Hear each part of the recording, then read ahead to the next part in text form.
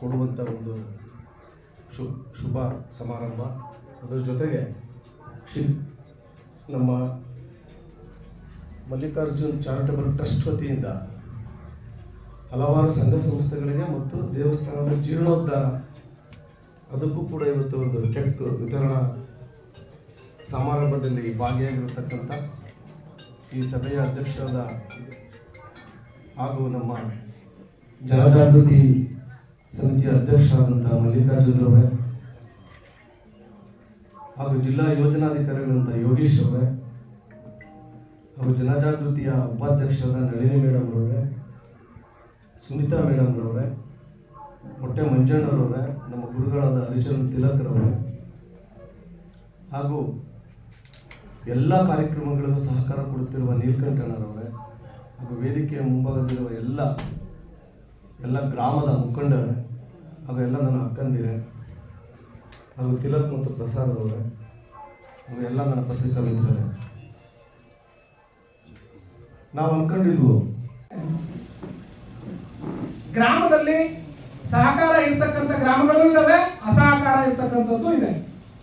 ಅದರಲ್ಲಿ ಸಂಪನ್ಮೂಲ ಕ್ರೋಢೀಕರಣ ಅತ್ಯಂತ ಸಂಕಷ್ಟವಾದಂಥ ವಿಚಾರ. ಆ ವಿಚಾರವಾಗಿ ಹಲವಾರು ಜನ ಸಮಾಜ ಸೇವಕರು, ಜನಪ್ರತಿನಿಧಿಗಳು, ಗ್ರಾಮದಲ್ಲಿ ಇರ್ತಕ್ಕಂಥ ಕುಟುಂಬದ ತೆಂಡೆಯ ವರಿ ಎತ್ಕೊಂಡು ಜನರ ಹತ್ರ ಸಹಾಯಧನ ಪಡ್ಕೊಂಡು ಆ ದೇವಾಲಯವನ್ನು ನಿರ್ಮಾಣ ಮಾಡಬೇಕು ಅನ್ನೋಂಥ ಒಂದು ಸಂಕಲ್ಪ ಮಾಡಿದಂಥ ಜನರಿಗೆ ಸಿಗ್ತಕ್ಕಂಥ ಕಷ್ಟ ಏನು ಅನ್ನೋಂಥದ್ರ ಬಗ್ಗೆ ಸಣ್ಣ ಅರಿವು ನನಗಿದೆ. ಬಹುತೇಕರಿಗೆ ಅಪವಾದನೆ ಹೆಚ್ಚು. ದೇವಾಲಯದ ಜೀರ್ಣೋದ್ಧಾರ ಮಾಡಿದಂಥ ಸಮಿತಿಗಳಿಗೆ ಹಣ ವಸೂಲಾತಿ ಮಾಡ್ತಾ ಇದ್ದಾರೆ, ಲೆಕ್ಕ ಕೊಡಲ್ಲ ಅಂತ ಕೇಳುವಂತ ಜನ ಯಾರು ಅಂದ್ರೆ ಹಣ ಹಾಕ್ತಾ ಇರುವಂತವರೇ ಜಾಸ್ತಿ ಹೊರತು ಹಣ ಹಾಕೋರು ಯಾರು ಕೂಡ ಲೆಕ್ಕ ಕೇಳಲ್ಲ. ಹಣ ಕೊಟ್ಟವ್ರು ಯಾರು ಲೆಕ್ಕ ಕೇಳಲ್ಲ. ಯಾಕೆ ಅಂತ ಅಂದ್ರೆ ಕೇಳುವಂತ ಜನ ಯಾರು ಕೇಳ್ತಾ ಇದಾರೋ ಅವ್ರು ಒಳ್ಳೆ ಕೆಲಸ ಮಾಡ್ತಾ ಇದಾರೆ, ಅವ್ರು ನಮ್ ಕೈಲಾದ ಸಹಾಯನ ನಾವು ಮಾಡೋಣ ಅಂತ ಹೇಳಿ ಅವ್ರಿಗೆ ಸಹಕಾರ ಮಾಡಿರ್ತಾರೆ. ಆ ಅಸಹಕಾರ ಮೀರಿ ಒಂದು ದೇವಾಲಯವನ್ನ ನಿರ್ಮಾಣ ಮಾಡತಕ್ಕಂಥ ಕೆಲಸವನ್ನ ಮಾಡ್ತಾ ಇರ್ತಕ್ಕಂಥವರಿಗೆ ಆ ಮಂಜುನಾಥನ ಕೃಪೆ ಎಲ್ಲ ದೇವಾಲಯಗಳಿಗೂ ಬಹುತೇಕ ನಾನು ಧರ್ಮೋತ್ಥಾನದ ವತಿಯಿಂದ ಪ್ರಸಾದ ಬಂದು ತಲುಪ್ತಾ ಇದೆ. ನೀವು ಕೂಡ ಆ ಕೆಲಸವನ್ನ ಮಾಡ್ತಾ ಇದ್ದೀರಿ. ಅದ್ರ ಜೊತೆಗೆ ನಾವು ಕೂಡ ಒಂದು ಸಣ್ಣ ಅಳಿಲು ಸೇವೆಯನ್ನ ನಾವು ಕೂಡ ನಿಮ್ಮ ಜೊತೆಯಲ್ಲಿ ಸೇರ್ಕೊಂಡು ಸಹಾಯ ಮಾಡುವಂತ ಕೆಲಸವನ್ನ ನಾವು ಕೂಡ ಮಾಡ್ತಾ ಇದ್ದೀವಿ. ಅದ್ರ ಜೊತೆಗೆ ಹಲವಾರು ವಿಚಾರಗಳಿದ್ದಾವೆ. ನನಗೆ ವೈಯಕ್ತಿಕವಾಗಿ ಇವಾಗ ರಘು ಅವರು ಇರೋದ್ರಿಂದ ಒಂದು ವಿಚಾರ ಹೇಳ್ತೀನಿ. ಅಕ್ಕಿಯಾಪಾಡಿನಲ್ಲಿ ಹೊನ್ನಾರು ವೇದಿಕೆ ಅನ್ನುವಂತ ಒಂದು ಸಂಘವನ್ನ ಕಟ್ಕೊಂಡು ಶ್ರೀ ಲಕ್ಷ್ಮೀ ನರಸಿಂಹಸ್ವಾಮಿ ರಥೋತ್ಸವದಲ್ಲಿ ಇವರೆಲ್ಲ ಸ್ವಯಂ ಪ್ರೇರಿತರಾಗಿ ಕೆಲಸ ಮಾಡ್ತಾರೆ. ಅಲ್ಲಿ ಎಷ್ಟು ಸಾವಿರ ಜನ ಬಂದರೂ ಕೂಡ ಭಕ್ತಾದಿಗಳು ಎಲ್ಲರೂ ಸೇರಿ ಈ ಹೊನ್ನಾರು ವೇದಿಕೆಯ ಪ್ರಮುಖರು ಸೇರಿಕೊಂಡು ಅವತ್ತು ಆ ಜಾತ್ರಾ ಕಾರ್ಯಕ್ರಮದಲ್ಲಿ ಸ್ವಯಂ ಸೇವಕರಾಗಿ ಕೆಲಸ ಮಾಡಿ BC ಟ್ರಸ್ಟ್ ವತಿಯಿಂದ ನಿರಂತರವಾದ ಕಾರ್ಯಕ್ರಮ ಮಾಡ್ಕೊಂಡು ಬರ್ತಾ ಇದ್ದಾರೆ. ಹಲವಾರು ಜನ ಉಲ್ಲೇಖ ಮಾಡಿದ್ರು. ಇವಾಗ ನಮ್ಮ ಊರು ನಮ್ಮ ಕೆರೆ ಮುಖಾಂತರ ಒಂದು ಕೆರೆಗಳನ್ನು ಅಭಿವೃದ್ಧಿ ಪಡಿಸುವಂತ ಕಾರ್ಯಕ್ರಮ ಮಾಡ್ತಾ ಇದ್ದಾರೆ. ವಾತ್ಸಲ್ಯ ಯೋಜನೆ ಅಡಿಯಲ್ಲಿ ಪ್ರತಿ ವರ್ಷ ಒಬ್ಬ ನಿರ್ಗತಿಕರಿಗೆ 1.5 ಲಕ್ಷ ಅಂದಾಜು ವೆಚ್ಚದವರೆಗೆ ಒಂದು ವಾತ್ಸಲ್ಯ ಯೋಜನೆಯಲ್ಲಿ ಮನೆಯ ನಿರ್ಮಾಣ ಮಾಡಿಕೊಡ್ತಕ್ಕಂಥ ಕೆಲಸ ಕೂಡ ಮಾಡ್ತಾ ಇದ್ದಾರೆ. ಅದು ಈ ವರ್ಷದಿಂದ ಪ್ರತಿ ಯೋಜನೆಗೆ ಪ್ರತಿ ವರ್ಷಕ್ಕೆ 2 ಅನುದಾನಗಳನ್ನ ಕೊಡ್ಲಿಕ್ಕೆ ತೀರ್ಮಾನ ಮಾಡಿದ್ದಾರೆ ಅಂತ ಕೂಡ ನಮ್ಮ ಜಿಲ್ಲಾ ನಿರ್ದೇಶಕರು ಕೂಡ ಹೇಳಿದ್ರು. ಹಲವಾರು ಕಾರ್ಯಕ್ರಮಗಳು ನಮ್ಮ ಕೈಯಲ್ಲಿ ಹೇಳಕ್ ಆಗದೆ ಇರೋಷ್ಟು ಶಿಷ್ಯ ವೇತನ ಪ್ರತಿ ವರ್ಷ ಕೊಡ್ತಾ ಇದ್ದಾರೆ. ITI, ಡಿಪ್ಲೊಮೊ, ಇಂಜಿನಿಯರಿಂಗು, ಮೆಡಿಕಲ್, ವೃತ್ತಿಪರ ಕೋರ್ಸ್ಗಳಿಗೆ ಹೋಗ್ತಾ ಇರ್ತಕ್ಕಂಥ ಮಕ್ಕಳುಗಳಿಗೆ ಎಲ್ಲರಿಗೂ ಪ್ರತಿ ತಿಂಗಳಿಗೆ 1,000 ರೂಪಾಯಿ ತರ ವರ್ಷಕ್ಕೆ 12,000 ರೂಪಾಯಿನ ಡಿವೈಡ್ ಮಾಡಿ ಅವರ ಕೋರ್ಸಿಗೆ ತಮ್ಮ ಸಂಬಂಧಪಟ್ಟಂತೆ ಬಹುತೇಕ ಹೆಚ್ಚು ಕಡಿಮೆ ಒಂದು ನಮ್ಮ ತಾಲೂಕಿನಲ್ಲಿ ಒಂದು 50 ಲಕ್ಷ ರೂಪಾಯಿ ಪ್ರತಿ ವರ್ಷ ಅನುದಾನ ಬಿಡುಗಡೆ ಕಾರ್ಯಕ್ರಮಗಳನ್ನು ಕೂಡ ಮಾಡಿಕೊಡ್ತಾ ಇದ್ದಾರೆ. ಅದು ಅಂದು ಗಾಂಧಿ ಕಂಡಂತ ಕನಸು. ಗ್ರಾಮ ಉದ್ಧಾರ ಆಗಬೇಕು, ಮಹಿಳೆಯರು ಸಬಲೀಕರಣರಾಗಬೇಕು. ಆ ದಿನ ಬಂದಾಗ ಮಾತ್ರ ನಮಗೆ ಸ್ವಾತಂತ್ರ್ಯ ಸಿಕ್ತು ಅನ್ನುವಂಥ ಕನಸನ್ನ ಅವತ್ತು ಅವ್ರು ಕಂಡ್ರು. ಅದನ್ನ ಇವತ್ತು ವೀರೇಂದ್ರ ಹೆಗಡೆ ಅವರು ಸಾಕಾರಗೊಳಿಸುವ ದಿಕ್ಕಿನಲ್ಲಿ ಹೆಜ್ಜೆ ಇಟ್ಟು ಹೋಗ್ತಾ ಇದ್ದಾರೆ. ಅವ್ರ ಜೊತೆಯಲ್ಲಿ ನಾವು ಕೂಡ ಎಲ್ಲರೂ ಕೂಡ ಜೊತೆಯಲ್ಲಿ ನಡಿಗೆಗೆ ಹೋಗೋಣ ಅನ್ನುವಂಥ ಒಂದು ಸಂಕಲ್ಪದೊಂದಿಗೆ ಇಂಥ ಒಂದು ಸುಂದರ ಕಾರ್ಯಕ್ರಮ, ಸಾರ್ಥಕವಾದ ಕಾರ್ಯಕ್ರಮ ಅಂತ ನಾನಾದರೂ ಭಾವಿಸ್ಕೊಂಡಿದ್ದೀನಿ. ಇದನ್ನ ಇಂಥ ಕಾರ್ಯಕ್ರಮದಲ್ಲಿ ಉಪಸ್ಥಿತರಿದ್ದು ಸಹಕರಿಸಿರ್ತಕ್ಕಂಥ ಎಲ್ಲರಿಗೂ ನನ್ನ ಧನ್ಯವಾದಗಳನ್ನ ತಿಳಿಸ್ತೇನೆ. ಜೈ ಹಿಂದ್, ಜೈ ಕರ್ನಾಟಕ, ಜೈ ಮಂಜುನಾಥ. ವೀರೇಂದ್ರ ಹೆಗ್ಗಡೆ ಅವರ ಹುಟ್ಟುಹಬ್ಬ, ಆ ಹುಟ್ಟುಹಬ್ಬವನ್ನ ಈ ವರ್ಷ ಇಡೀ ರಾಜ್ಯದಲ್ಲಿ ಬಹಳ ಅರ್ಥಪೂರ್ಣವಾಗಿ ಆಚರಣೆಯನ್ನ ಮಾಡಿರುವಂಥದ್ದು ಎಲ್ಲರಿಗೂ ಗೊತ್ತಿರುವಂತಹ ವಿಚಾರ. ಬೇರೆ ಬೇರೆ ರೀತಿಯ ಕಾರ್ಯಕ್ರಮಗಳನ್ನ ನಾವು ಮಾಡಿದ್ದೆವು.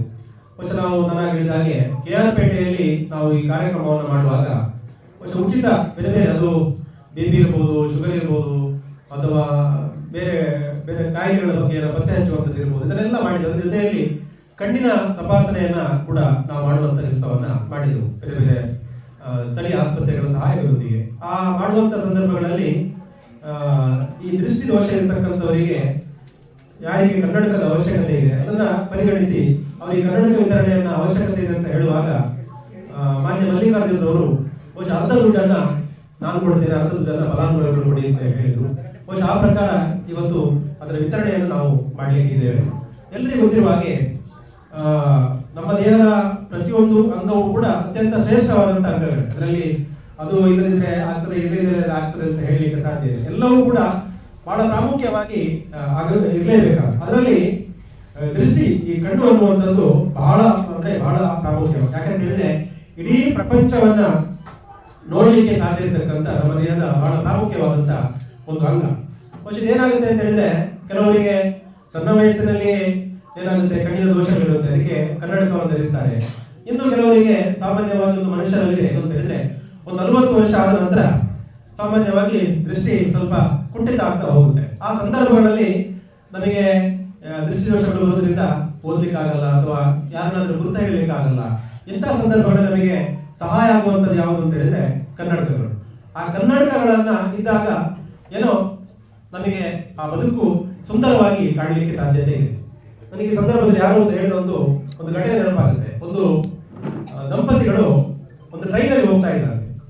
ಟ್ರೈನಲ್ಲಿ ಗಂಡ ಹೆಂಡತಿ ಮತ್ತು ಒಂದು ಮಗು ಟ್ರೈನಲ್ಲಿ ಹೋಗ್ತಾ ಇದ್ರಂತೆ. ಟ್ರೈನಲ್ಲಿ ಹೋಗ್ತಾ ಇರುವಾಗ ಆ ಮಗು ಏನ್ ಮಾಡ್ತಾ ಇದೆ ಅಂತ ಹೇಳಿದ್ರೆ ಎಲ್ಲರೂ ಕೂಡ ಸಹಕಾರ ಕೊಡ್ತಾರೆ. ಅವ್ರಿಗೆ ನಾನು ಅಬ್ಸರ್ವ್ ಮಾಡ್ತಾ ಇದ್ದೀನಿ, ಅವ್ರ ಗುರುಗಳು ಅವ್ರಿಗೆಲ್ಲರೂ ಯಾರು ಒಳ್ಳೆ ಕೆಲಸ ಮಾಡ್ತಾರೆ ಅವ್ರ ಜೊತೆ ಇವರೆಲ್ಲ ಇರ್ತಾರೆ. ನೋ ಪಾರ್ಟಿ ಪ್ರಶ್ನೆನೇ ಇಲ್ಲ. ಅದು ನಮ್ಮ ತಾಲೂಕಿನ ಸುದೈವ. ಇಂಥವರೆಲ್ಲ ಇರೋದು. ಇವರೆಲ್ಲ ಏನು ಪ್ರತಿಫಲ ಏನು ಆಸೆ ಪಡಲ್ಲ. ಒಳ್ಳೆ ಕೆಲಸ ಮಾಡ್ತಾರಪ್ಪ, ಅವ್ರ ಜೊತೆ ಇರಬೇಕು ಅಂತ. ಅದೇ ಥರ ಮಲ್ಲಿಕಾರ್ಜುನ್ ಇವತ್ತು ನಾನು ಗಮನಿಸಿದಂಗೆ ಯಾವುದೇ ಪ್ರತಿಫಲ ಇಲ್ಲದೆ ನಾನು ಅದು ಬೇರೆ ಅದು ಸ್ವಂತ ಬಿಲ್ಡಿಂಗ್ ಕಟ್ಕೊಂಡು ಇಲ್ಲ ಬಾಡಿಗೆ ಬಂದು ಇದ್ಬಿಟ್ಟು ತಾಳಪ್ಪ ಒಂದು ಅಧಿಕಾರ ಸಿಕ್ಕ ತಕ್ಷಣ ಇದು ಸಾಕು ಸ್ಟಾಪ್ ಮಾಡೋಣ ಅಂತ ಉದ್ದೇಶ ಇಟ್ಕೊಂಡು ನಾನು ಹಲವಾರು ಸಲ ಹೇಳಿದ್ದೀನಿ ಅವ್ರಿಗೆ, ಸರ್ ನೀವು ಏನಾದರೂ ಇರಲಿ, ಅದರಲ್ಲೂ ನಮ್ಮ ಹೋಗ್ಲಿಯವರು, ನಮ್ಮ ಹೋಗ್ಲಿ ನಮ್ಮ ಅಭಿಮಾನ, ನಮ್ಮೂರ ಥರ ನಮ್ಮ ಹೋಗ್ಲಿ ಯಾರು MLA ಆಗಿರೋದ್ರು ಅಂತ ಒಂದು ಶಕ್ತಿ ನಿಮಗೆ ಕೊಡುವಂಥ ಶಕ್ತಿ, ನಾಯಕರಾಗುವಂಥ ಶಕ್ತಿ ನಿಮ್ಮಲ್ಲಿದೆ. ಅದು ನಿರಂತರವಾಗಿ ಮಾಡಿ ಅಂತ ಅದೊಂದು ವರ್ಡ್, ನಿರಂತರ ಅಂತ ಹೇಳ್ತಾರೆ. ಕಾರಣ ಏನಪ್ಪ ಅಂದರೆ ನಾವು ನಿರಂತರವಾಗಿರ್ಬೇಕು. ನಾನು ಅಧ್ಯಕ್ಷ ಆಗಿರ್ಬೇಕು ಅಂದರೆ ಆ ಸ್ಥಾನಕ್ಕೆ ಉಳಿಸ್ಕೊಳ್ಳುವಂಥ ಮಾಡುವಂಥ ಪೂರ್ಣ ಸಮಯವನ್ನು ಕೊಡತಕ್ಕಂಥ ಶಕ್ತಿ ಇರಬೇಕು. ನನಗೆ ಶಕ್ತಿ ಇಲ್ವಾ, ನನಗೆ ಸದಸ್ಯನಾಗಿರೋದು ಸಾಕಪ್ಪ, ಅಧ್ಯಕ್ಷ ಆಗಿರೋರು ಮಾಡಲಿ ಅನ್ನೋದು. ನಾವು ಯಾವಾಗಲೂ ಜನಜಾಗೃತಿ, ನಾನು ಅಧ್ಯಕ್ಷ ಆಗಿರೋದು ಬೇಡ ಸರ್, ನಾನಿರೋದು ಮೈಸೂರಲ್ಲಿ, ನಾನು ಒಬ್ಬ ಉದ್ಯಮಿ, ನನಗೆ ಆಸೆ ಇದೆ, ಬಟ್ ಪೂರ್ಣ ಪ್ರಮಾಣವಾಗಿ ತೊಡಗಿಸ್ಕೊಳಕ್ಕಾಗಲ್ಲ. ಜನಗಳು ನೀನು ದುಡ್ಡು ನೋಡಲ್ಲ, ನೀನು ಆಸ್ತಿ ನೋಡಲ್ಲ, ಅವ್ನು ಪೂರ್ಣ ಪ್ರಮಾಣವಾಗಿ ತೊಡಗಿಸ್ಕೊತಾನ ಸಮಾಜಕ್ಕೆ ಅನ್ನೋದನ್ನು ನೋಡ್ತಾ ಇರ್ತಾರೆ. ಅದಕ್ಕೆ ನಾನು ಹೇಳ್ತಾ ಇರ್ತೀನಿ, ಇಲ್ಲ ಸರ್ ನಾನು ಮಾಡಿ ಸರ್, ನಾವಿದ್ದೀವಿ. ಅದರಲ್ಲೂ ನನಗೆ ಧರ್ಮಸ್ಥಳದ ಕಾರ್ಯಕ್ರಮಕ್ಕೆ ಎಷ್ಟೇ ಕೆಲಸ ಇದ್ರೂ ಬರಬೇಕು, ಪೂಜ್ಯರಿಗೆ ನಾವು ಒಂದು ಅಳಿಲು ಸೇವೆ ಮಾಡಬೇಕು ಅಂತ ಮನದಾಸೆ. ಆದರೆ ಹಲವಾರು ಒತ್ತಡಗಳು ಗೊತ್ತು ನಿಮಗೆ, ನಮ್ಮ ಒಂದು ಪರ್ಸನಲ್ ಲೈಫಲ್ಲಿ. ಅದರಲ್ಲೂ ಮೈಸೂರಿಂದ ಬಂದು ಮಾಡೋಕ್ಕೆ ಸ್ವಲ್ಪ ಇದನ್ನು ಸಮಸ್ಯೆ ಅನ್ಕೊಳ್ಳಲ್ಲ. ನಾನು ಅಳಿಲು ಸೇವೆ ಅನ್ಕೊಂಡಿದ್ದೀನಿ, ನಿರಂತರವಾಗಿ ಮಾಡ್ತಾ ಇದ್ದೀನಿ. ಆದರೂ ಕೂಡ ಇನ್ನೂ ಜಾಸ್ತಿ ಮಾಡಬೇಕು ಅಂತ ಬಯಕೆ. ಆದರೆ ಇಂಥ ಒಂದು ಕಾರ್ಯಕ್ರಮ ಬಗ್ಗೆ ಮಾತಾಡಬೇಕು ಅಂದರೆ ಇಂಥ ಒಂದು ಕಾರ್ಯಕ್ರಮಗಳು ನಮ್ಮ ತಾಲೂಕಿನಲ್ಲಿ ನಿರಂತರವಾಗಿ ಆಗಬೇಕು. ಪೂಜ್ಯರಿಗೆ ನಾವೆಲ್ಲ, ಯಾಕೆಂದರೆ ಅಂಥವ್ರು ಹುಟ್ಟುಬರೋದೇ ಕಷ್ಟ ಈ ಒಂದು ಕಲಿಯುಗದಲ್ಲಿ. ಅಂಥ ಒಂದು ಪುಣ್ಯಾತ್ಮ ಪೂಜ್ಯ ವೀರೇಂದ್ರ ಹೆಗ್ಗಡೆ ಅವರು ಇವತ್ತು ನಮ್ಮ ಪಾಲಿಗೆ ಇದ್ದಾರೆ. ನಿಮಗೆ ಅವರ ಒಂದು ಕಾರ್ಯಗಳನ್ನ ಯಾವ ಥರ ಸರ್ಕಾರ ಸಂಘಟನೆಯಾಗಿ ಮಾಡೋಕ್ಕೆ ಬರಲ್ವಾ ಅಂತ ಒಂದು ಸಂಘಟಿತ ಕಾರ್ಯಕ್ರಮಗಳನ್ನ ಇವತ್ತು ಮಹಿಳೆಯರಿಗೆ ಮತ್ತು ರೈತರಿಗೆ ಒಂದು ಗುರಿ ಇಟ್ಕೊಂಡು ಇವತ್ತು ಒಂದು ಮಹಾ ಕಾರ್ಯವನ್ನು ಮಾಡ್ತಾ ಇದ್ದಾರೆ. ಒಂದು ಸಂಸಾರದಲ್ಲಿ ಮಹಿಳೆಯರ ಅಭಿವೃದ್ಧಿ ಆದರೆ ಆ ಕುಟುಂಬ ಯಾಕೆ ಚೆನ್ನಾಗಿರುತ್ತೆ ಅನ್ನೋರು ಒಂದು ದೂರದೃಷ್ಟಿ. ಅವರು ಆರ್ಥಿಕವಾಗಿರ್ಬೋದು, ಸಾಮಾಜಿಕವಾಗಿರ್ಬೋದು, ಅವ್ರನ್ನ ಮುಂದೆ ತರ್ಬೋದು.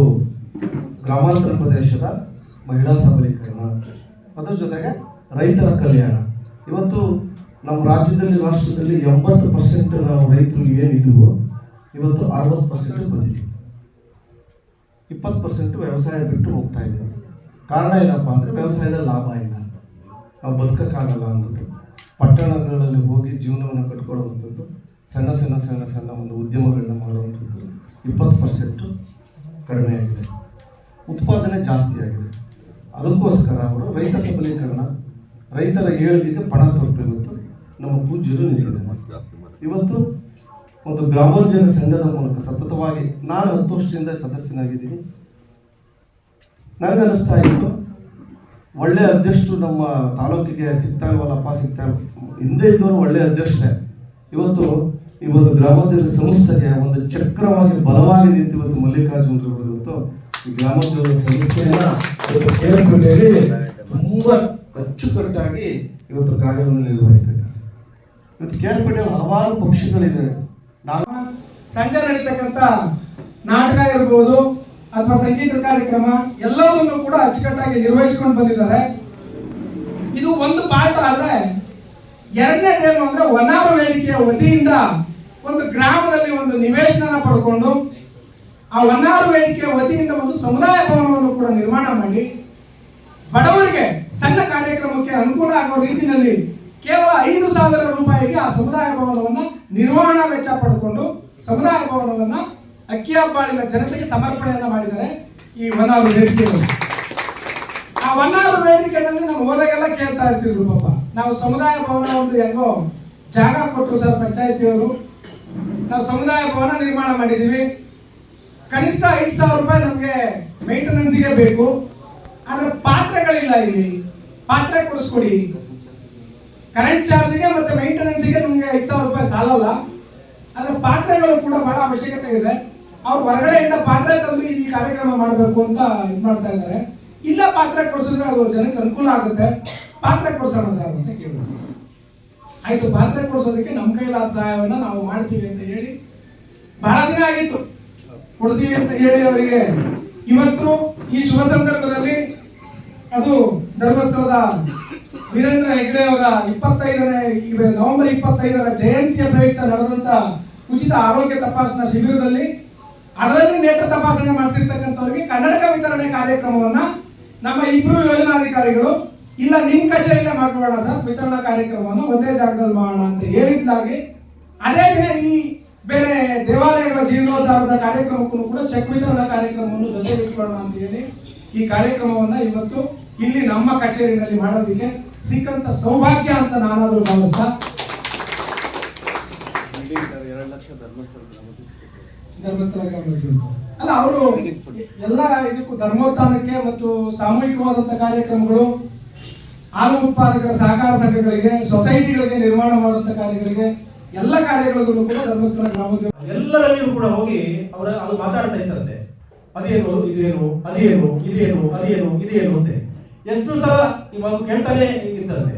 ಅಕ್ಕಪಕ್ಕದಲ್ಲಿ ಕೂತವರಿಗೆ ಯಾಕಪ್ಪ ಈ ಮಗು ಈ ರೀತಿ ಮಾತಾಡ್ತಾ ಇದೆ ಅಂತ ಅವರು ಒಂದು ರೀತಿಯಲ್ಲಿ ಬೇಸರವಾಯಿತು ಮತ್ತು ಕೋಪ ಬರ್ತಾ ಇದ್ದಂತೆ. ಆಗ ಸ್ವಲ್ಪ ರೇಗಾಡಲಿಕ್ಕೆ ಶುರು ಮಾಡಿದ್ರಂತೆ. ಅಷ್ಟೊತ್ತಿಗೆ ಆ ದಂಪತಿಗಳು ಹೇಳಿದ್ರಂತೆ, ಈ ಮಗು ಯಾಕೆ ಹೀಗೆ ಆಡ್ತಾ ಇದೆ ಅಂತ ಹೇಳಿದ್ರೆ ಆ ಮಗುವಿಗೆ ಕಣ್ಣು ಕಾಣ್ತಾ ಇರಲಿಲ್ಲ. ಇತ್ತೀಚೆಗೆ ಆ ಮಗುವಿನ ಕಣ್ಣಿನ ಆಪರೇಷನ್ ಆಯಿತು. ಕಣ್ಣಿನ ಆಪರೇಷನ್ ಆದ ನಂತರ ಅಲ್ಲಿವರೆಗೆ ಇದಕ್ಕೆ ಜಗತ್ತೇ ಏನು ಅಂತ ಗೊತ್ತಾಗ್ತಿರ್ಲಿಲ್ಲ. ಕಣ್ಣು ಆಪರೇಷನ್ ಆದ ನಂತರ ಇವತ್ತು ಕಣ್ಣು ಬಹಳ ಚೆನ್ನಾಗಿ ಇವತ್ತು ಕಾಣ್ತಾ ಇದೆ. ಹಾಗಾಗಿ ಆ ಮಗು ಹುಟ್ಟಿದಂದಿನಿಂದ ಇವತ್ತಿನವರೆಗೆ ಅಂದ್ರೆ ಕಣ್ಣು ಆಪರೇಷನ್ ಆಗಿ ದೃಷ್ಟಿಯನ್ನು ನೋಡುವಲ್ಲಿವರೆಗೆ ಆ ಮಗುವಿಗೆ ಯಾವುದೇ ಪ್ರಪಂಚದಲ್ಲಿ ಏನಿದೆ ಅನ್ನೋದು ಗೊತ್ತಿರಲಿಲ್ಲ. ಈಗ ಎಲ್ಲವೂ ಕೂಡ ಗೊತ್ತಾಗ್ತದೆ. ಹಾಗಾಗಿ ಕುತೂಹಲದಿಂದ ಅದು ಕೇಳ್ತಾ ಇದೆ.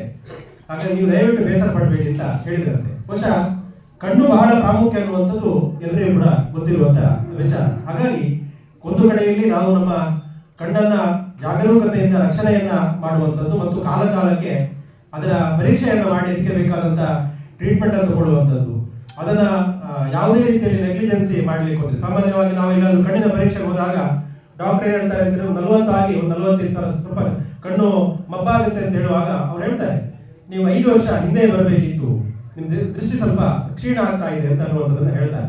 ಅಂದ್ರೆ ಕಣ್ಣಿನ ಪರೀಕ್ಷೆಯನ್ನ ನಾವು ಕಾಲಕ್ಕೆ ಮಾಡುವಂಥದ್ದು. ಇವತ್ತು ಕಣ್ಣಿನ ದೋಷಗಳು ಬೇರೆ ಬೇರೆ ಇದರಿಂದ ಬರುತ್ತೆ, ಶುಗರ್ ಇದ್ದಾಗ ಅಥವಾ ಬಿಪಿಗಳಿದ್ದಾಗ. ಇದರಿಂದಾಗಿ ಕಣ್ಣುಗಳು ವಯಸ್ಸಾಗ್ತಾ ಹೋದ ಹಾಗೆ ಅದು ಮಂಜಾಗ್ತಾ ಹೋಗುತ್ತೆ. ಕೆಲವರಿಗೆ ಭಯ ಬರುತ್ತೆ. ಅದನ್ನ ಸಕಾಲ ಸಂದರ್ಭಕ್ಕೆ ಸರಿಯಾಗಿ ಅದನ್ನ ಆಪರೇಷನ್ ಮಾಡಿ ತೆಗೆದುವುದಕ್ಕೆ ಸರಿಯಾದ ಟ್ರೀಟ್ಮೆಂಟ್ ಅನ್ನು ಕೊಟ್ರೆ ನಾವು ಸುಂದರವಾದ ಜಗತ್ತನ್ನು ನೋಡ್ಲಿಕ್ಕೆ ಸಾಧ್ಯತೆ ಇದೆ.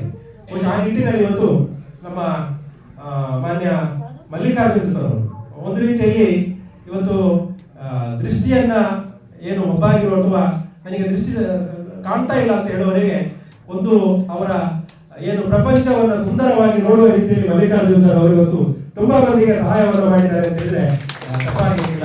ಮತ್ತು ಅವರಿಂದ ಅನೇಕ ಕಾರ್ಯಕ್ರಮಗಳನ್ನು ಅವರು ಮಾಡ್ತಾರೆ. ನಮಗೆ ಬಹಳ ಹೆಮ್ಮೆ ಅಂತ ಹೇಳಿದ್ರೆ ಅಂತ ಒಂದು ಮಲ್ಲಿಕಾರ್ಜುನ್ ಸರ್ ಅವರು ನಮ್ಮ ಜನಜಾಗೃತಿ ವೇದಿಕೆ ಅಧ್ಯಕ್ಷರಾಗಿರುವಂತದ್ದು ನನಗೆ ಬಹಳ ಹೆಮ್ಮೆ ಅಂತ ನಾನು ಹೇಳಲಿಕ್ಕೆ ಇಷ್ಟಪಡ್ತೇನೆ. ಯಾವುದೇ ಕಾರ್ಯಕ್ರಮಗಳಾದಾಗ ಅವರು ಬಹುಶಃ ಎಲ್ಲಿಯೂ ಕೂಡ ಹೇಳಿಕೊಳ್ಳುವುದಿಲ್ಲ, ಅದು ಕೊಡುವಂಥದ್ದು ಗೊತ್ತೂ ಆಗುವುದಿಲ್ಲ. ಆ ರೀತಿಯಲ್ಲಿ ಅವರು ಕೊಡ್ತಾ ಇದ್ದಾರೆ. ಅಂತ ಒಂದು ಅಧ್ಯಕ್ಷರ ಜೊತೆಯಲ್ಲಿ ಇದ್ದಾರೆ. ಬಹುಶಃ ಇನ್ನಷ್ಟು ಅವರಿಗೆ ಇಂತಹ ಒಂದು ಒಳ್ಳೆಯ